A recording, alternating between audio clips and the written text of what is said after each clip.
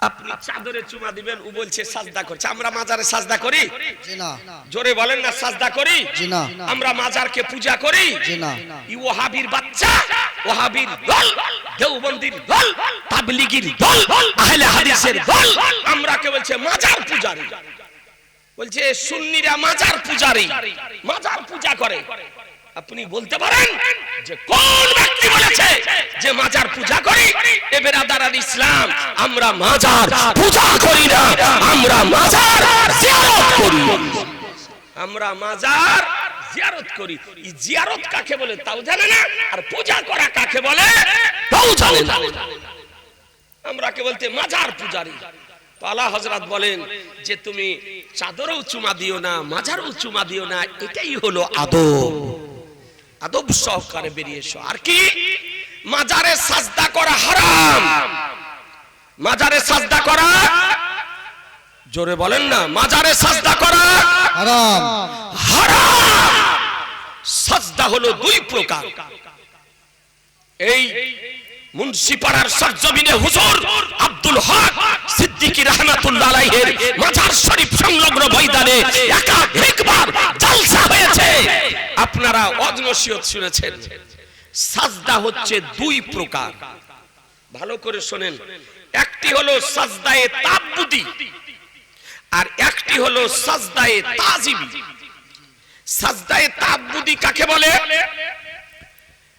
আল্লাহ ব্যতিরেকে অন্য কাউকে ইবাদতের উপযুক্ত মনে করে আপনি সাজদা যদি করেন তো এই সাজদাটা হবে সাজদায়ে তাআব্বুদি। জি জি বেশক। কথা বুঝা গেল না? বুঝাতে পারলাম?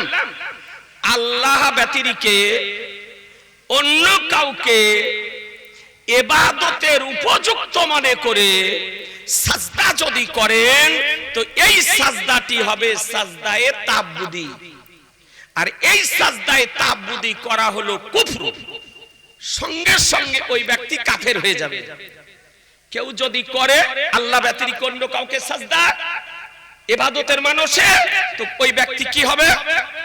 সঙ্গে সঙ্গে কাফির হয়ে যাবে, ঈমান থাকবে না, অমুসলিম হয়ে যাবে।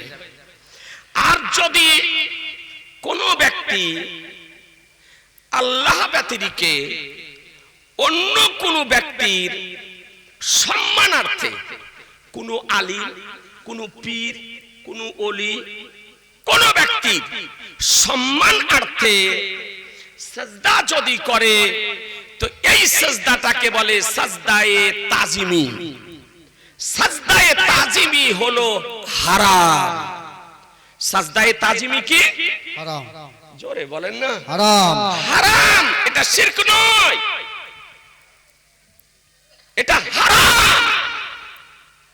আপনার গুনাহে কাবীরা হবে। সাজদায়ে তাজিমি যদি করেন গুনাহে কাবীরা হবে, পাপ হবে। তাই বলে আপনি কাফের হবেন না। তাহলে বোঝা গেল কি যে সাজদায়ে তাআব্বুদি করাও চলবে না, আর সাজদায়ে তাজিমি করা চলবে না, চলবে না। আল্লাহ ব্যতিরেকে অন্য কাউকে সাজদা করা যাবে না। একটু জোরে বলেন, আল্লাহ ছাড়া কাউকে সাজদা করা যাবে না, যাবে না। একটু দুই হাত তুলে বলেন না, দুই হাত উঠে কাউকে সাজদা করা যাবে না, যাবে না। একমাত্র সাজদা হলো আল্লাহর জন্য, একমাত্র আল্লাহর জন্য। মনে থাকবে না? জি জি জি। তাজি জানে মোহতারাম, আমার সরকারে আলা হযরত বলেন কোন ব্যক্তিকে বা মাজারে সাজদা করা হারাম, সাজদা করা যাবে না। কবরে তপ করা, কিছু আমাদের মধ্যে অনভিজ্ঞ ব্যক্তি আছে, অজ্ঞ ব্যক্তি আছে, যে তারা মাজারে গিয়ে মাজারে 7 পাক লাগায়, তপ করে কবরে।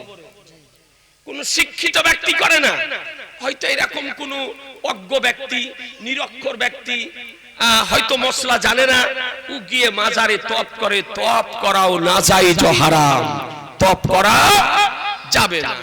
তাহলে মাজারের আদব কি পেলেন? আমার সরকারে আলা হযরত বলেন মাজারে চুমা দিও না, মাজারে সাজদা করো না, মাজারে তওয়াব করো না। কি করো? দোয়া শেষ করে মাজার শরীফ থেকে পিছু পা হয়ে বেরিয়ে এসো। এটাই হলো মাজার জিয়ারত করার উত্তম তরিকা এবং এটাই হলো মাজার শরীফের জিয়ারতের আদব।